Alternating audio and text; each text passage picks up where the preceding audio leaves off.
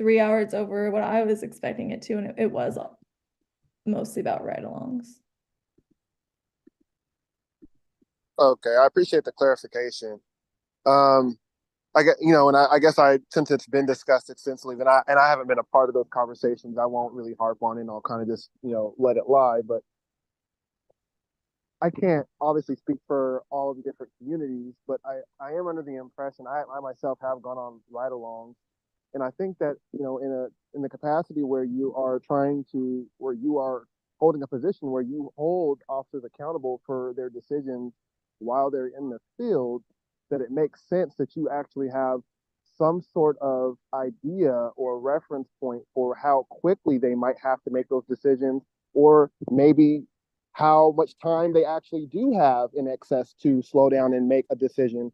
Whether it's okay, you didn't have very much time to make that decision, or I've been on a ride along and I know that you can have an ample amount of time to make that decision. So, and if it is discomfort, I know that's just one of the many factors, and I don't see how it would be the most beneficial situation for someone who is that uncomfortable to be in in that role, I guess would be my concern. Um, I Um, mean, just kind of thinking out loud, but I understand a lot of those points have been mentioned, like I said, and I haven't been a part of those conversations, but um, yeah, I'll leave it at that. Yeah, and I think we'll have to cut the ride along discussion here because yeah, I think for another meeting perhaps if it comes up again. But Devonte, what you're saying there is sort of exactly the rebuttal of people who support that criteria. Yeah. Okay, so moving on, and just I think the takeaway being there was sort of a laundry list of concerns, but that was the only one that was discussed extensively at the hearing, based on what I've heard. Again, I was not there, but hopefully that's accurate. Okay, so then back to you, Kip. There were some other developments with regards to the CBPA within the last month as well. Yeah, that's correct. It was brought to City Council for a vote under an emergency ordinance, and that failed. It was brought to the City Council again last Wednesday, a week ago to today, and it did pass. There were some comments made through the process there at the end of the hearing that if you want to hear what Commissioner Gonzalez and Commissioner Ryan for voting on it. So those are available on the city YouTube channel.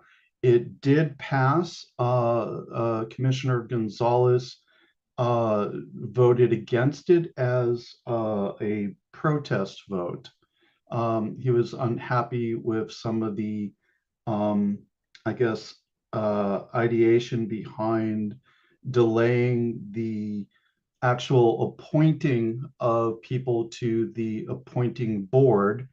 And I know that's kind of hard to work with, but what the language about this board is about is that city council people have the opportunity to nominate people to be on the board, and they go through a process. One of the compromises made in Judge Simon's court on the 29th was, rather than putting this in place immediately, he delayed the actual process of nominating people to this board until the new city council is in place to address some concerns about the democratic aspect of having outgoing city commissioners appointing people who will then leave. They would be leaving office ostensibly in 2 to 3 months. So there was some discussion in City Hall in the city council meeting about that. Commissioner Gonzalez voted against it because of that delay. And my understanding is, and I don't know if that's on the next slide. I didn't have a chance to review all the slides, so I apologize. It's been a really busy day. But there is a petition that the city attorney, Portland City Attorney's Office, has filed with Judge Simon's court. There we go. Thank you. Motion for reconsideration to have him reconsider delaying the nominating committee process until January and instead have it happen soon. From what I've read about the concerns around delaying it is that there are people in place in the existing structure for police accountability that have been waiting for this to be put into place, and the actual appointing process could take a period of time, and that there are some concerns that we're putting an undue burden on the people who are extending their tenure on the previous police accountability processes. And I do personally, as a committee, we haven't had a chance to actually talk as a group around what all of us think about this. But personally, I respect that aspect of it, that it does delay the process by at least a couple months. But one of the statements I read throughout this was that it could be a multiple month process just to do the vetting and go through and getting people appointed anyway. So I'm think one of the questions, depending on how things move forward, that we could have a discussion on is if it might be a 2, 3, or 4 month process to appoint people in the first place. How does that affect the people who are in the previous accountability systems? So there's some really interesting dynamics to all of this. I'll stop there. I know that's a lot and it's confusing. So we can stop and get some questions from PCCEP members and or I guess the community. Yeah, and one thing clarification maybe is that it's not the appointment of members to the board itself that is delayed. It's the selection of people for the nominating committee. Right. Sorry. And the committee is the entity that will then select the people for the board. Endlessly bureaucratic. But each the new council, they would have to come up with their picks for the members of the nominating committee. And so there's an argument that if that starts in January, that will take a certain amount of time. And then the nominating committee actually has to start working, and that takes time to appoint people and get them through background checks and all that stuff. And so that's sort of the argument with that, is that it's sort of an unknown amount of time as far as how long it would be delayed. The question in the chat, the time frame for reconsideration, I think, is for the judge to, I don't think there's like a set date that he has to respond by, but it's been filed. I don't believe they would have to go back to court. I think the reconsideration is just for him to reverse that decision, is my understanding. Has this happened before? I'm not an expert on the history of the settlement. There are probably things that, you know, we're talking 12 years here. I mean, there may be somebody in the audience who's more familiar if this has happened before. If there's been a decision made by the judge that has then been modified, my guess is probably. Yeah. Anybody here know? Because we don't have the city attorneys in attendance. Yeah, Dory, Oh, Mary Claire. I don't recall filing a motion to reconsider, but years ago, we did file an appeal of one of Judge Simon's decisions. And so that's the one that I can recall. And we had to go to the Ninth Circuit on that. Great, thanks, Mary Claire. Yeah, so PCEP or community, feel free, we have a little bit of time for discussion on this. If you have questions or comments about this process or any of the developments that that Kip briefed us on, and Odelia as well. Yeah, I have also a question for PCEP members too, just like this is obviously still a thing happening in momentum that maybe we can continue to work on in some capacity. I'm not really sure what that looks like, especially with the city attorney's most recent, I already forget the word, the reconsideration. So I'm not sure if this is like a statement post hearing or like more engagement with this. But that's just something I was wondering if anyone else on PCEP has any thoughts about, just to add another question to the list.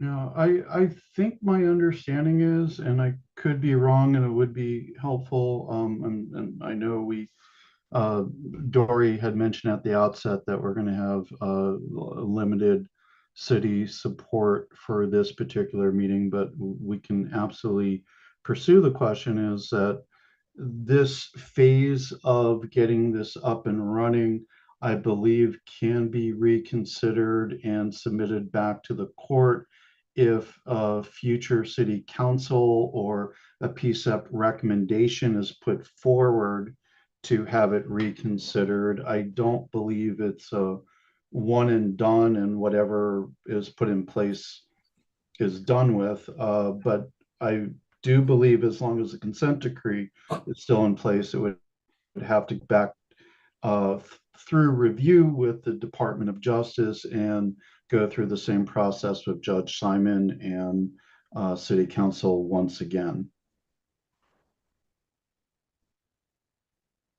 I might have misheard something with regards to a specific. I think I maybe just missed the context overall. Is there the discussion about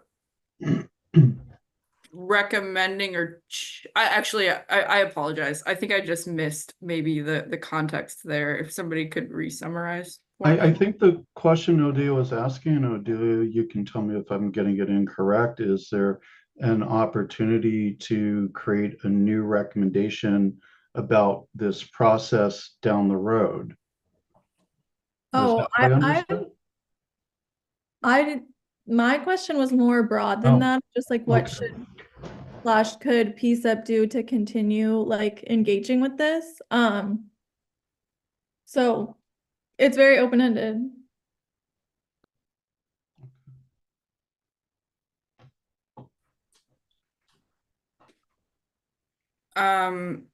Let's get PCEP questions first, and then we'll go to community. Ashley? Yeah, thanks, Dory. Yeah, thanks to Delia for asking that question. It does sound like there's just like this litigation that sort of needs to play out, and we just have to kind of watch it. So I just kind of hesitate for us to like decide what the next steps could be. I don't think a recommendation, that's a whole process. Yeah, and I'm not saying that's not what you were saying, but I think we just maybe, yeah, we just like, let's just like see what plays out. And I think we've done best that we can in our role as PCEP. And you guys, I just also wanted to, say you guys had a really great testimony. And I'm sure you guys did really great. I wasn't there either. So I just wanted to thank you for your guys' energy to, have PCEP say something. I know it's just like, it's disappointing because, I don't know if a lot of people understand like that work that we put in to sort of, cultivate those statements and then, not to be heard so much. But sometimes that's just like what it is, and we have to just kind of, um, you know, take the steps we can we can spend our energy and our influence as a committee. And so, and of course, if the public has other things to say about that, we should listen and activate. But I just think we probably, to answer your question and along, probably too many words, we should just kind of let it play out and not really worry too much. I know there's a lot of other stuff on our plate as a committee. So just wanted to say. Thanks, Ashley. Okay, I'm not seeing any PCCEP hands at the moment, so let's go to Babs. Hi, everyone. Can you hear me? Okay. Well, I'm going to try and stay calm, but that's very difficult for me right now. So I watched the hearing.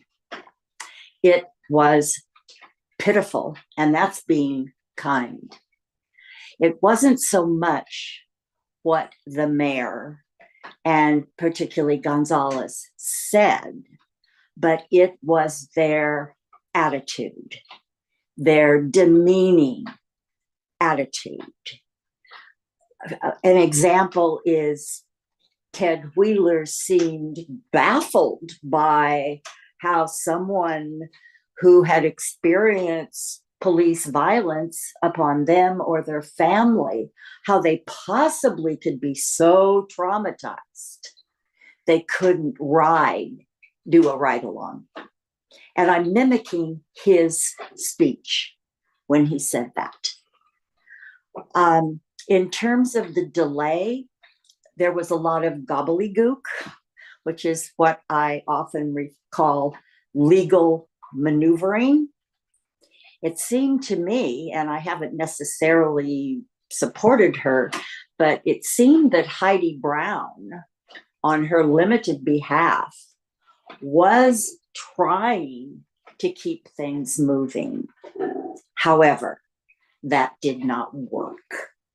And again, legal gobbledygook about Judge Simon, the code, this and that. Gonzalez ranted for quite a while about Judge Simon. Totally disrespectful. And to me, and I always identify myself as a lifelong Portland resident, for them, once again, to put this off. Yes, we'll have a whole new city council. Yay. Yes, we'll have a new mayor. Yay. But this has been going on for so long, and all of you have spent hours and hours and hours trying to move this forward. And for them now said, well, we need to kind of sort of blah, blah, blah. I'm sorry.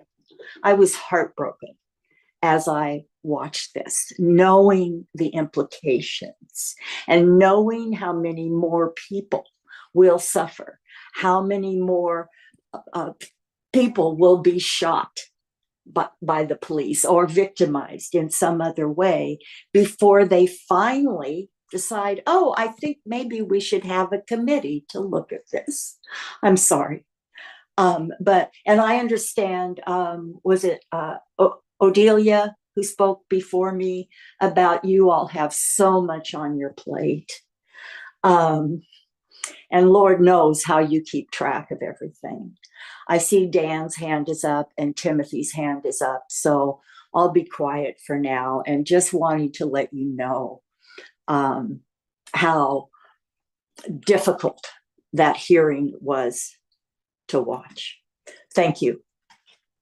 Yeah, could I clarify just one thing, Babs? I think from my understanding, Gonzalez and Wheeler were actually opposed to the delay and wanted it to start because that way they could, or Wheeler wouldn't, but that way Gonzalez would be able to nominate someone onto the nominating committee. So with the delay, it's going to be the delay was put in place essentially so that it would be the new council starting off this process, if that makes sense.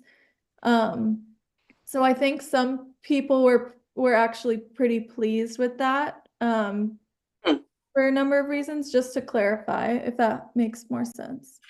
I guess maybe I perceived it differently, Odelia. So again, we're all here doing our best just to express our opinions and our continued love for our city, no matter what kind of unspeakable crisis we seem to be in. Thank you. Thank you, Babs. Go ahead, Dan. Hello, this is Dan Handelman. I use he, him pronouns. I'm with Portland Cop Watch, and appreciate this discussion.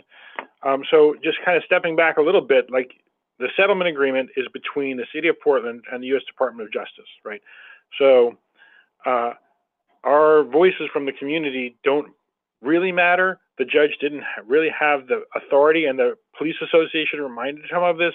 He didn't really have the authority to tell them they couldn't they couldn't put certain things into the amendments. I disagree with that interpretation, because I think that he's supposed to be judging whether it's fair, adequate, and reasonable to fix the problems. And if he thought that the ride-alongs or the bias language shouldn't have been in there, and he did talk about the bias language quite a lot in the opening statement that he made, he should have told them to fix it. Instead, what happened was eventually, during public comment, former Commissioner Joanne Hardesty, who helped put this system into place through the ballot measure, suggested that the new council should be the ones appointing the nominating committee and then appointing the members to the board, so they can take responsibility for it, so that they won't have people sitting on this new oversight system who were put there by the existing council.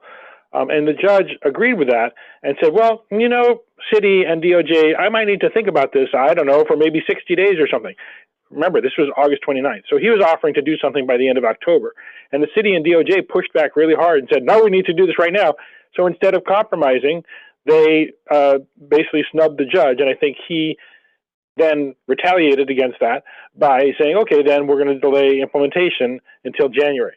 But he also said specifically, nobody's going to be happy with my decision, because I think you should go ahead and put the city code in place, which to me is very frustrating, because now we have the same city council that might make bad decisions about who's going to be on the nominating committee and the board, putting this code in place that has all these problems that you've described some of them, and some things that are very simple to fix, but the city's refusing to fix them. A prime example is that the Police Accountability Commission, which I was a member of, suggested having complaint navigators for people who call in and say, I want to complain about a police officer. And the navigator would say, okay, tell me what it is. I'll tell you what the rules are that the police are supposed to be following, and I'll help you formulate your complaint, and then we'll talk to an investigator. And the city changed the language from what they originally had, which is that you were not going to get one of those complaint navigators unless this oversight system agreed that they were going to do a full investigation, to say you're going to get that person at the point of intake. But they didn't change the language that said for a full investigation. So it says they're going to get the complaint navigator at the point of intake when there's going to be a full investigation, which you don't know until the intake investigation has been done. And the city attorney didn't fix it. Nobody did anything to fix that. And I don't understand why, except that the city attorney seems very reluctant to change a single word of either the amendments to the settlement agreement or to the city code, because they spent time negotiating this all with the police association, who are the people who are being scrutinized by the oversight system. I find it very frustrating. So I hope that made some sense. The thing that happened with the bias issue, which was a very strong, that's the very strong thing that a lot of you on PCCEP expressed concerns about, is that the judge noted this case that was brought up multiple times by community members in Boulder, Colorado, where a woman was removed from the oversight board there because she was perceived to be anti-police. Okay, so she sued the city of Boulder, and they still are making that, that's still winding its way to the court. But after she sued, the city changed the language there. Instead of saying you can't have bias for or against the police, they said you have to follow the rules. You have to, make decisions based on what the law says. There's language in the code, as you expressed very well. There's language in the code already saying that that's what the members have to do. So why include the bias language? It's just going to cause problems down the line, like what happened in Boulder. But the city attorney said, oh, their language said perceived bias, and we said objective demonstration of bias. And the problem is the word bias is what the problem is. They haven't defined what bias means. So it's all a very frustrating mess. And as you've already heard, the city council voted on the code, which will now go into effect before the new city council gets to sit in and maybe fix some of the problems that they can fix. The things that are now baked into the agreement, though, are going to be very hard to fix. The ride-alongs and the bias language. And the ride-alongs, I put some language in the chat earlier from the Albina Ministerial Alliance Coalition for Justice and Police Reform. I sit on the steering committee of that, but I cannot speak on their behalf. But this was in a public document, and it talked about why people might not want to be on a ride-along, and that the city should have changed the language to say a ride-along and community academy or equivalent educational opportunities. And the city refused to change that language. All right, thank you very much. Thank you, Dan. And we do have a pretty hard stop on this item at 6:50. We'll take the last comment here, but we do not have much time. So go ahead, Tim. I applied and interviewed to join this committee before Labor Day. I was told I'd hear within 2 weeks, Yes. but then Excuse me, Tim, if you have a comment unrelated to the CBPA, we'll ask you to save it for open public comment at the end of the meeting. Thank you so much. it's not surprising that Wheeler and Gonzalez are averse. Okay, we're gonna have to move on now. Unless Tim's comment is related to the CBPA, but I don't believe it is. Okay. All right, can we get slides for the next item, please?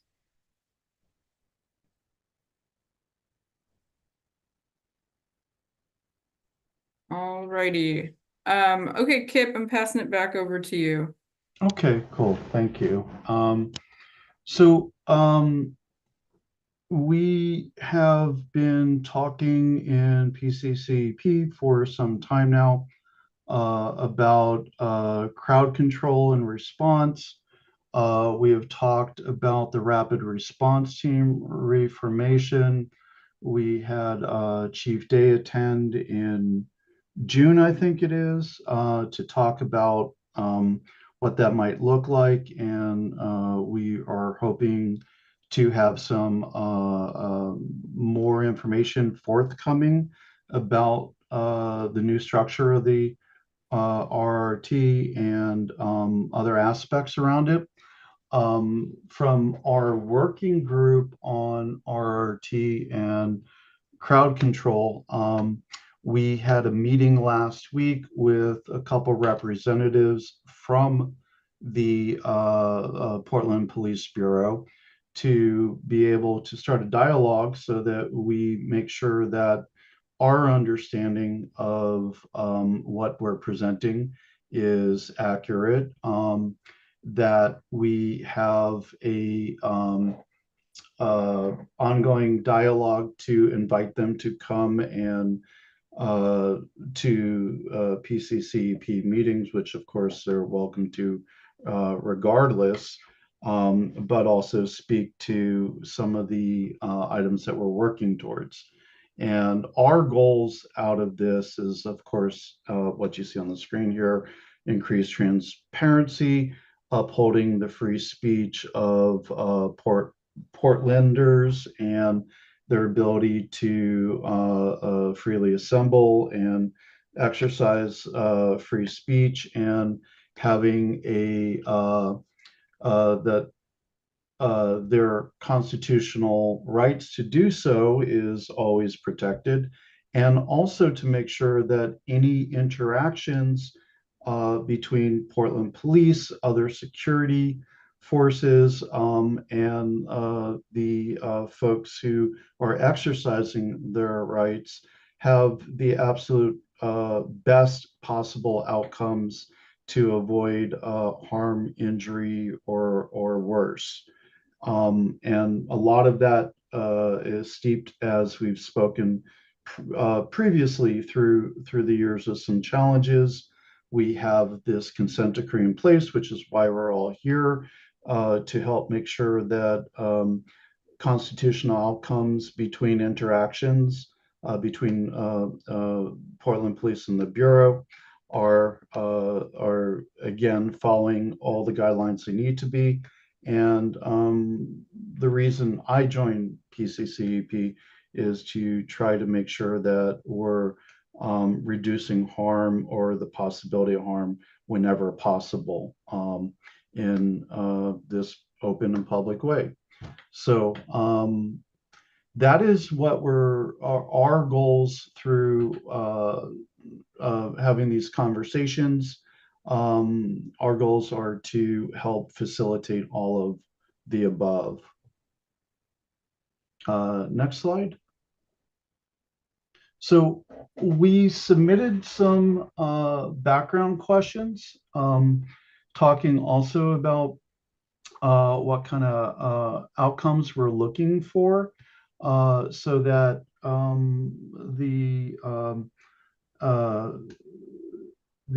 oh boy, I had my notes and my laptop just went off. So that we have the ability to have clear answers on things that we have raised previously, to help us bring information to the public and get it out there better, and to establish solid dialogues. So some of the questions that we had asked about, of course, were any difference in guidelines for appointing new members to the rapid response team, process of selection and criteria, what makes a person ineligible, and is that an ongoing process to make sure that anybody who does not meet the criteria at a later date, that there's a process to possibly remove them from the team. So membership is a big part of it, along with that training, of course, and the directives and policies behind how do events go from a gathering to a potential police officers showing up and assessing a situation, and the potential escalation of assessing the risk of a gathering of a group of people. And what are the processes that feed into that? And what's the decision-making tree on that? And some of those directives do exist out there in pretty general terms. What we are hoping to understand is some more transparency or detail around that escalation process. And we are also looking for opportunities to potentially make recommendations based off of what we learn and what experts and public testimony says or feel that might want to be changed. So those are some of the additional outcomes that we're working on or working towards. The last bullet here before we switch over is this seems to be a really important one that's come up in our meetings previously, is that there are some determinations on when a gathering is considered unlawful versus when a gathering is being declared a riot. And those declarations bring in many other factors and directives that enable potential use of crowd control weapons and different heightened engagement practices. So we're really hoping to understand better how those determinations are made. As the directives stand, it potentially could be any number of different factors that could feed into it, and it's very hard for the general public to be able to say, well, okay, if we do X, that would be fine, but if we do Y, that could cross the line. So being able to understand those determining factors going forward, I think is something that we want to keep having a conversation about. Yeah, oh, go ahead. Okay, next slide. Yeah, thank you. So I spoke to some of this already, but I got ahead of myself.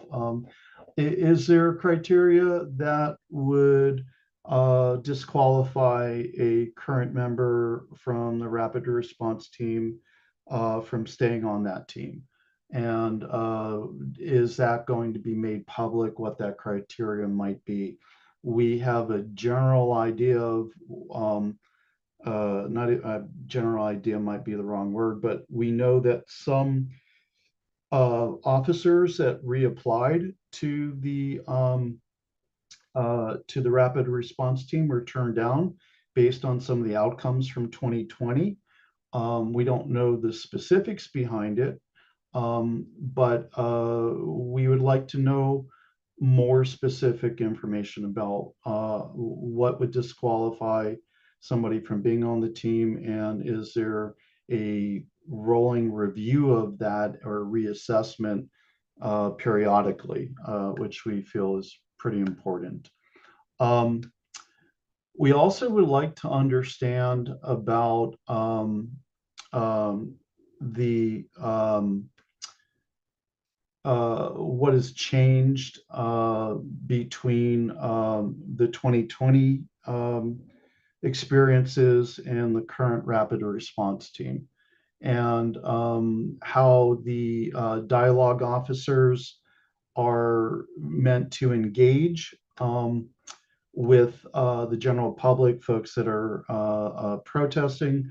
There's been some conversation around the idea that their goal is to interact with leaders of a protesting group, but there's also an awareness that there might not be a leader, or that they might be contacting a person who might not represent the group, and how those decisions are made. So we'd really like to understand both what is the process for engaging and how that might different from years past. There could be, or there is a case to be made potentially that some of the dialogue officers previously, or liaison officers previously, had different relationships with different groups of people. And we want to ensure that there's, by understanding all the details of the processes, that we have, that we feel very confident that there's a agnostic approach and an equitable approach to working with different segments of the community who might come out to protest. And then the big one, of course, is what has changed systemically between the operating model of the rapid response team from 2020, where we had the independent monitor LLC come up with a bunch of recommendations, and we'd like to understand what has changed. And our understanding is that there will be an updated report coming soon. We do not have a date on that yet, but several times it's come up. Chief Day mentioned this. This has come up in interviews and other press statements, that there's a whole new slew of training that has been taking place to help ensure that members of the rapid response team understand all the different mechanisms that are in place of how they should operate. But what we don't have any understanding of from a general public standpoint is what those changes are. And we would really like to know if we can get some documentation around what has been implemented, what is different, and what the intentional outcomes of that should be based on that type of training. Next slide. Thank you. So we had met with Assistant Chief, our RRT, we might change the name of it from RRT because we having this conversation, we realized it's bigger than just the rapid response team. But our work group members met with Assistant Chief McMillan and Commander Schoening Monday and started the conversation. We had sent some of these questions ahead of time so that they understood what we're looking to learn. Some of the information shared with us by Commander Schoening was that coming out of 2020 being an unusual circumstance of several weeks straight of almost nightly protests, and some of the outcomes from those protests that use of tear gas, other crowd control tools, number of civil lawsuits that have come up from it, from that summer, and that the appointing of the Independent Monitor LLC had highlighted a number of systemic failures in the previous way that things transpired and the recommendations to fix that. And that initial report is available. It's linked off of our website. But what we are, and yeah, as it says here, it's not limited just to the rapid response team, but overall some improvements that could be implemented. And there was a city self-assessment that happened, I think last year. Time frame's a little hazy in my head, so I apologize. But there's an updated report coming, as I mentioned a few minutes ago, that as soon as we have an understanding of when that happens, thank you, Dan, that hopefully we can get a better understanding of the original report and what has been put in place since.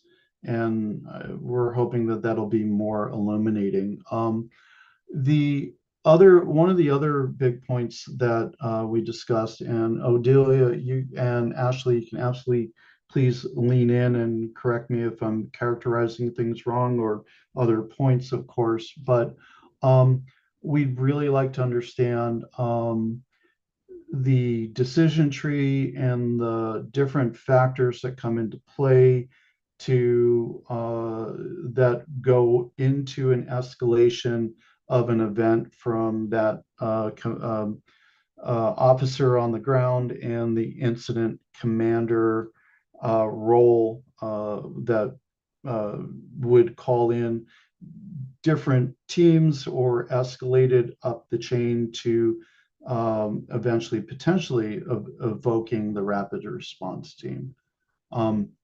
And an acknowledgement that it could be many, many different factors. But we feel from the conversation that there might be an ability to share a threat assessment process or what those factors could be so that we can understand them better as a community. Did I characterize that all correctly? Odelia and Ashley, I'm going to stop because I've been talking for a little while now. Oh, Shani, thank you for that, Samir. That sounded right to me. Okay. Yeah, I think we came out of it like learning. I think it was great to hear that they attributed things to systems failures as well. And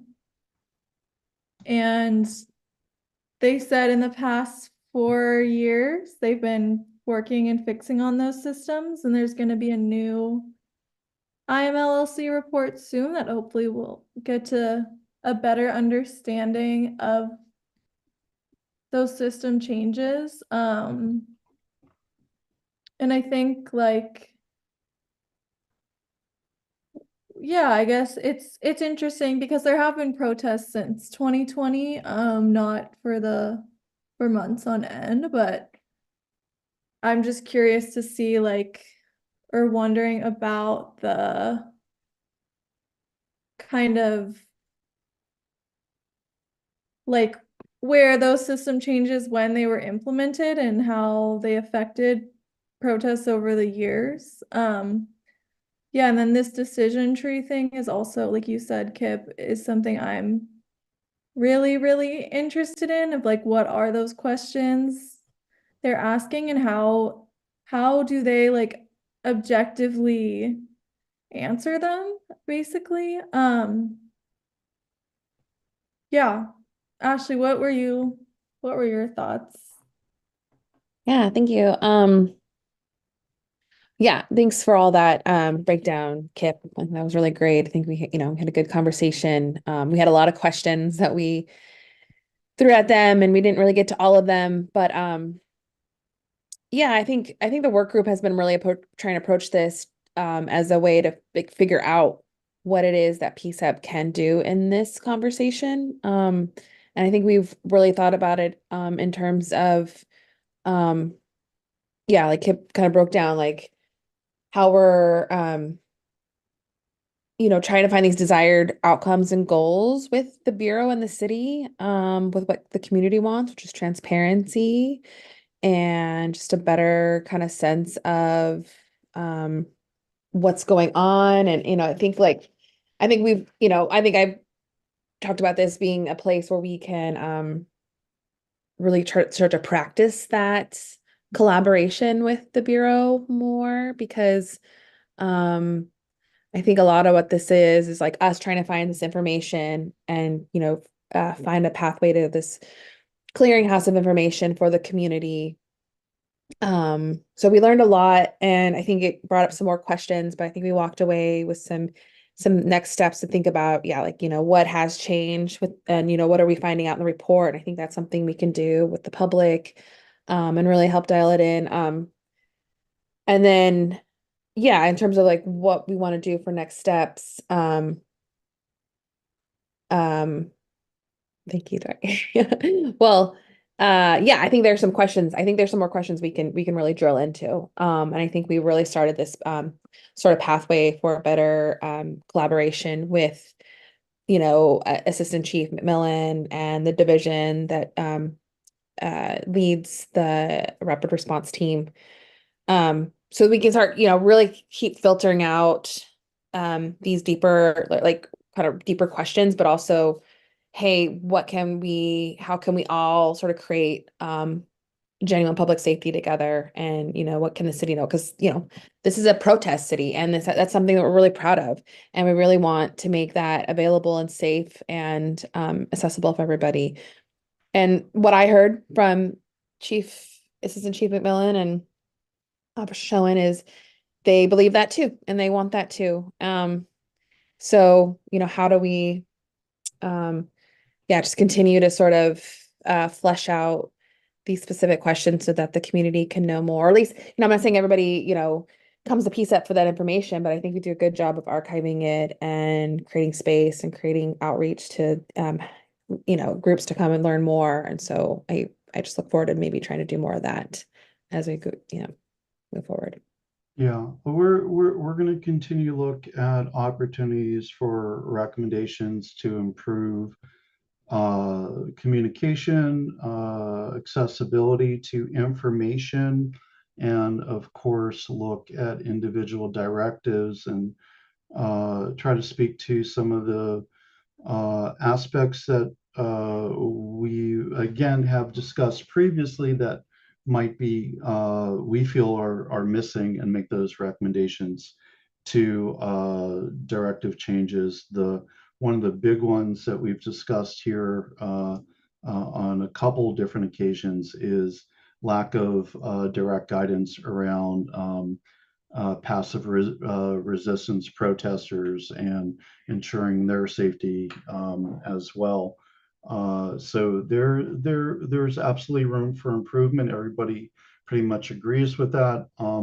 And asking the PPB to, I think I mentioned a couple times in the meeting that reading through directives is challenging for people who even have a really good idea of how they are structured. So how can information be made more accessible and understandable to the general public in a way that's meaningful to once again try to avoid less than desirable outcomes, injury or worse.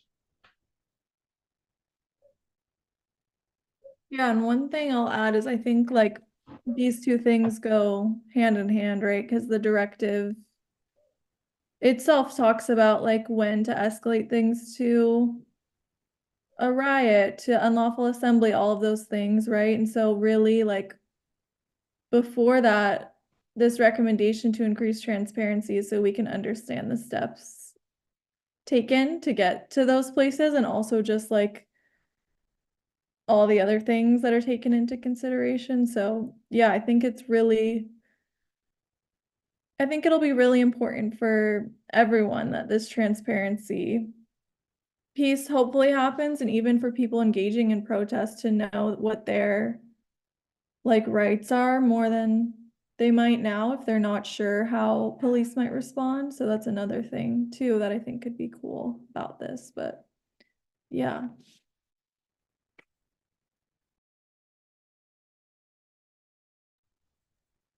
Great. Any more PCCEP discussion on this issue, or we could also pull up Directive 63510 if there's interest in taking a look at that.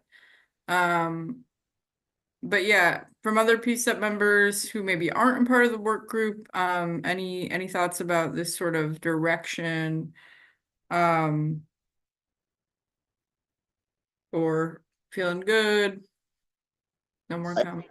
I object to you censoring me earlier. One thought about the protest response officer is that they should have to display their political voting record at the time of responding to protests. If Trump's reelected, Trump's promise to grant immunity to every law enforcement officer is very dangerous in terms of the risk it poses through police brutality. If we want to hold officers accountable for police brutality, not only is immunity unwarranted, but it also requires the police officers claim their affinity for the people who want to give them immunity so they don't commit bias crimes against their citizens. Great. Thank you, Tim. And if when we open this up to the public, we will announce that. Kyle, I think you had a comment. Just responding to your to the opportunity you opened up for PCCEP members to seek clarity or just speak to the general direction. And in response to that, I just wanted to say thank you. The information that I've heard tonight has been helpful, clarifying, and it's kind of helped me get up to speed, or it's brought me up to speed. And I don't have any questions at the moment. Great. That's good to hear, because this is dense stuff. So I'm glad we're reporting out in a good way. And I know that the work group's doing a really good job. I'm really happy with how it's progressing. Okay. All right. So I think at this time, I know some folks here definitely are familiar with this directive and this space in general. So maybe we could open it up to some additional public comment on this issue, any reactions or ideas you have for our PCCEP members. So members of the public, feel free to raise your hand if you have anything for us. Just reiterating that Ted Wheeler raped my mother in 1988 and 1989. He uses his trust. And as I mentioned before, all participants of this meeting are required to communicate actively directly, respectfully, and something, but certainly respectfully, and honestly. And repeated violations of our community agreements will result in attendees being removed. Thank you. Go ahead, Kayla. Hello and good evening. I list some questions, just general, like things that I've been thinking because I've been following the public order review of the directive, and generally it comes around questions about response, especially if the times are later in the evening and noise pollution related to the loudspeakers and generally those who are in attendance. And I did leave some pizza for some like comment. I did notice that there isn't a focus group or surveys, and I think that would be very valuable that in order to approve PPB's public order team, that there'd be more of a citywide approach or focus groups for those who are in attendance, those who are not or impacted by the event. So yeah.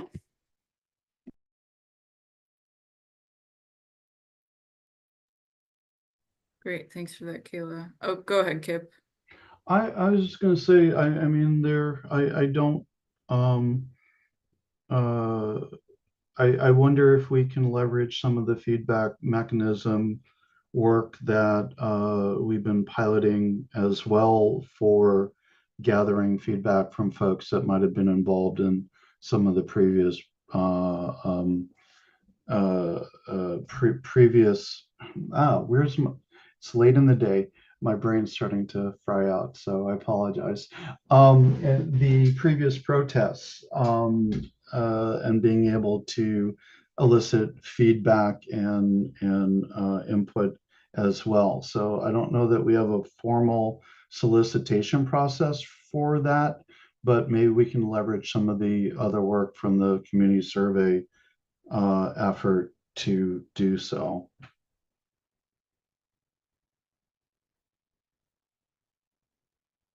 Yeah, that could be a good idea. I think it's a neat idea, Kayla. Yeah. All right, anything else?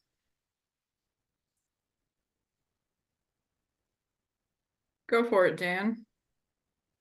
Hi, Dan Handelman again with Portland Cop Watch. We did submit very extensive comments on that directive 635.10.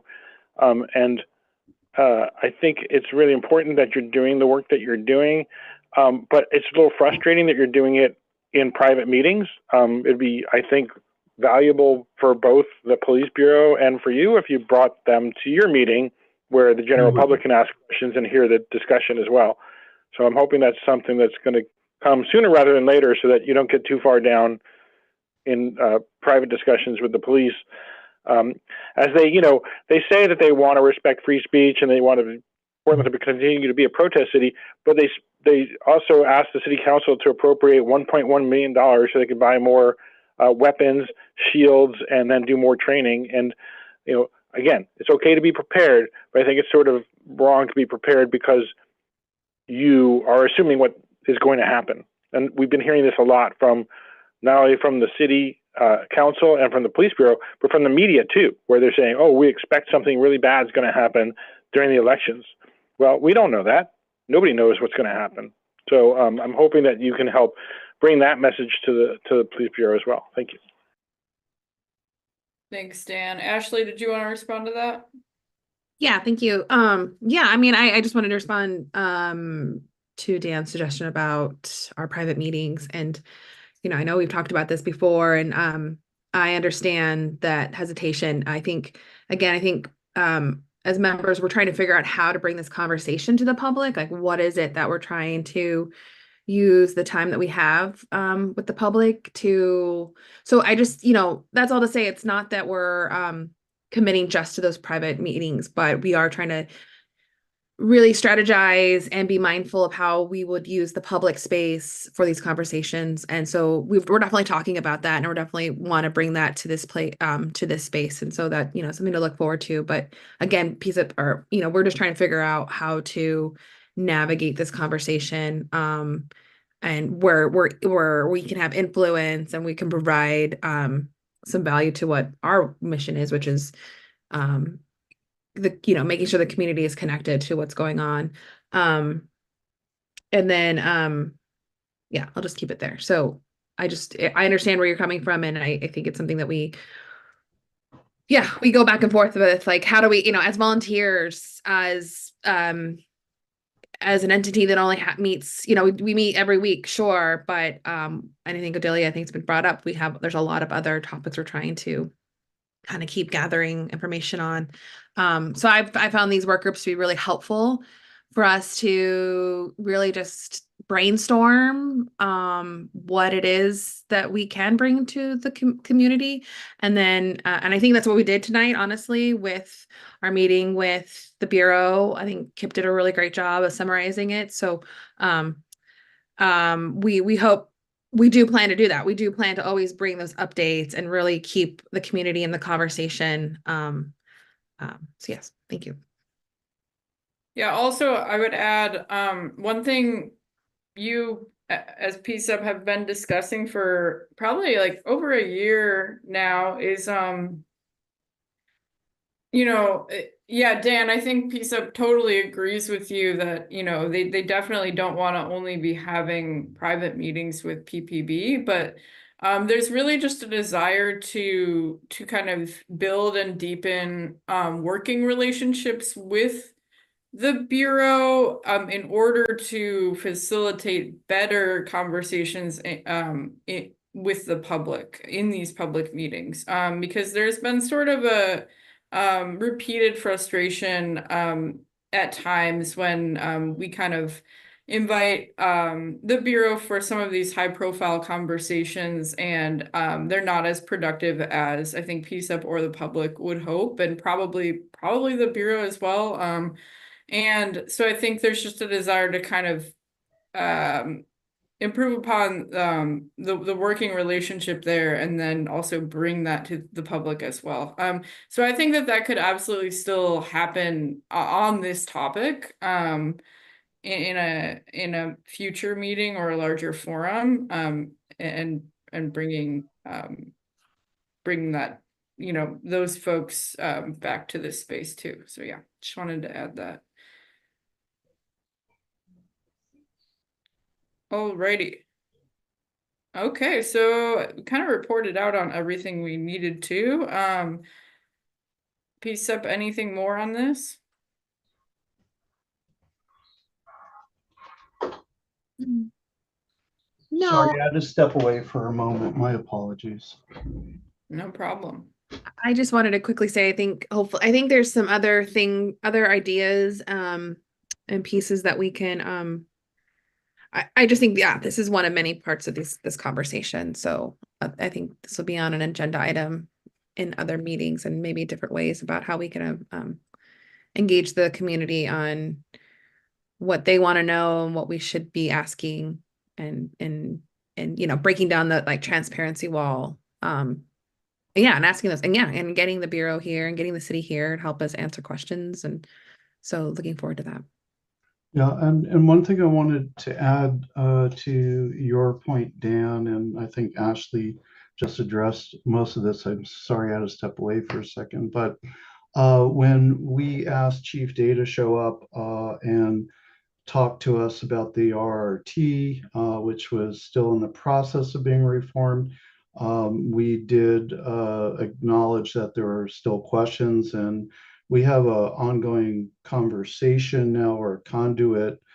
He said he would be interested in coming back, or somebody on the force would be interested in coming back. So by having these working groups helps us establish the relationship to get the right conversations and the right people coming to the committee so that we can have these conversations.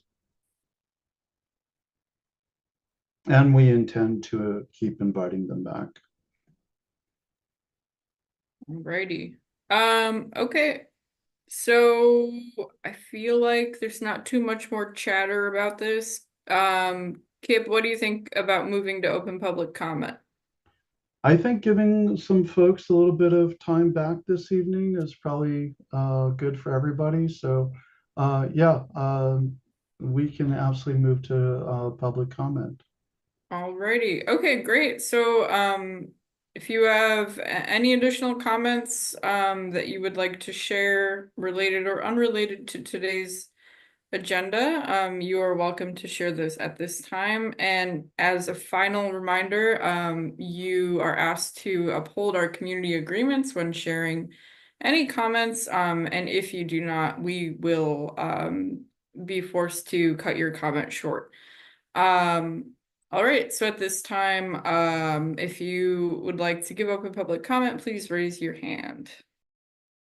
Point of order, I'm being perfectly respectful to the committee. However, I do not respect the mayor for having raped my mother. For you to stand with him, Sorry, one of our community agreements and some of our community standards are to observe our process of raising hands and to follow the order that we establish in our meetings. So I'll invite people again to raise their hands and again use respectful language that are in line with our community agreements. Thank you.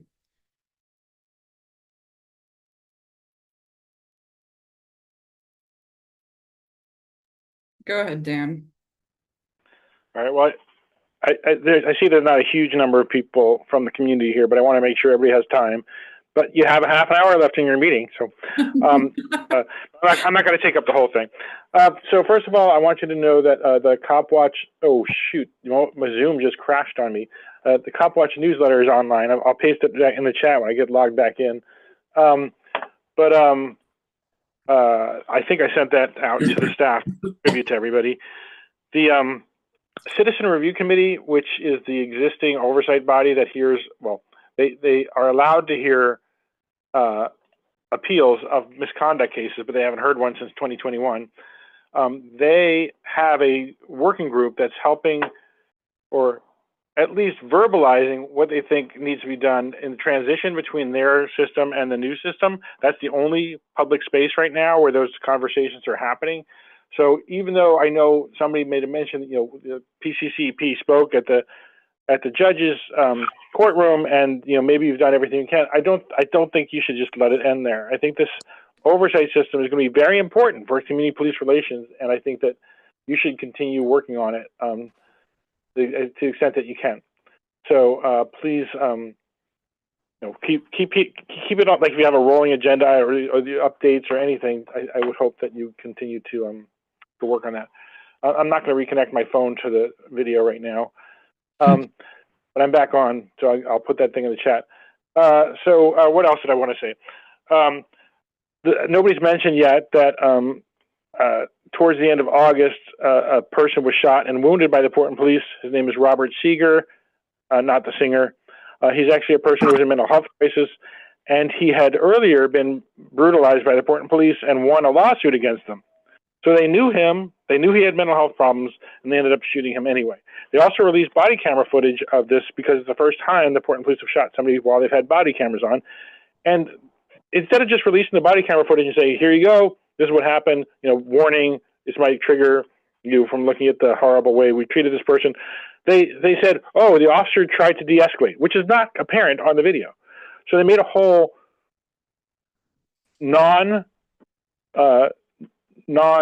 let's say a biased presentation that could really affect the jury pool, was going to have to review that case to see whether the police did act appropriately or not. And I think that should be a great concern to you. And meanwhile, the city itself has appealed the jury finding that the police were responsible for 66% of what happened when Robert Townsend was killed in 2021, and the jury awarded the family over $1 million.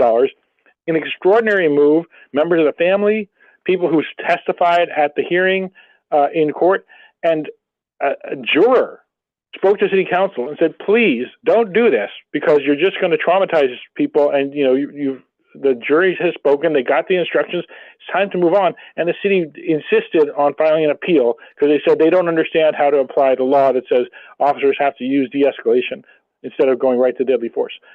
I just find that appalling, and I hope that you agree with that. So thank you. I'll put that link in the chat to the new Cop Watch newsletter. Thank you. Thank you, Dan. Let's go to Babs. Hi, can you hear me okay? Yep. Okay, thank you. Well, I've calmed down now.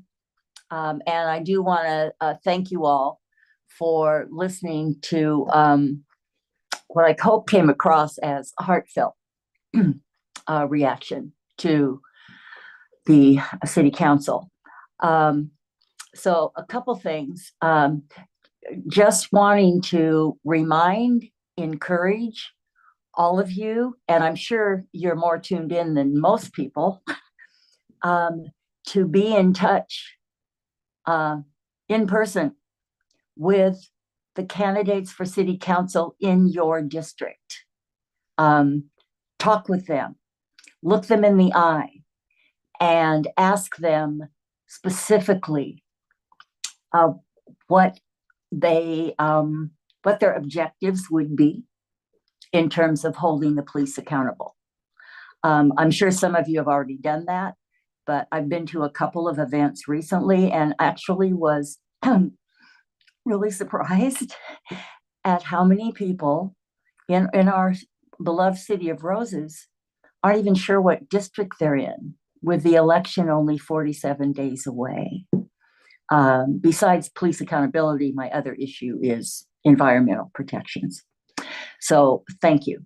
And then just because I think I kind of sort of lost track, could you review again what the next steps are for your group?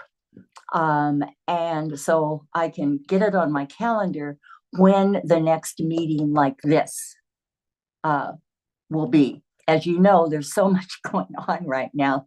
My little pig brain just cannot keep track. Thank you. Yes, we have another subcommittee meeting next Wednesday, same time, 6 p.m. But we will also review that once we wrap up public comment.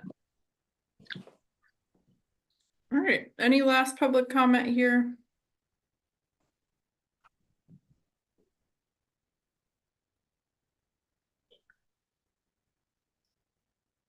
All right, might be a really early one, which I know everyone is okay with. Oh, next meeting of this subcommittee, if I misunderstood the question, would be I'm actually not sure if we've totally nailed that down. It would either be October 2nd or October 9th. Yep, and we will have that October schedule posted very shortly. Yeah, and we'll of course Dory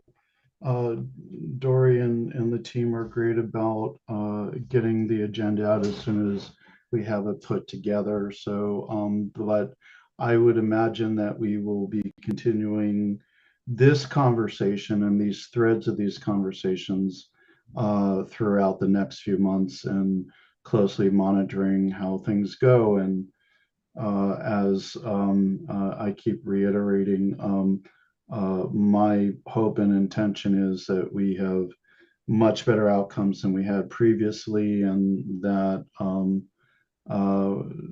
hopefully we can have fruitful conversations about how to make sure that happens. Thanks, Kip. All right, so shall we pull up our closing slides here? And as I just mentioned, we have a meeting of the Community Engagement Subcommittee next Wednesday, September 25th. And that's all we got. So Kip, go ahead and close it out. Yeah, so thank you everybody who showed up today and participated and gave us some input. There's links here on learning more about PCCEP. You can offer some feedback and ideas through our comment section. Sign up for updates, and we are, as mentioned at the beginning, still in the recruiting process. So if you know folks who are interested or interested yourself, please check out our website and get involved. And yeah, thanks everybody for being here and for the conversation. Yep, thanks so much everyone. So it's 7:38 p.m. and this meeting is adjourned. All right, thanks for being here, folks. It's Thanks, everyone. certainly a Awesome. fun one. Recording stopped.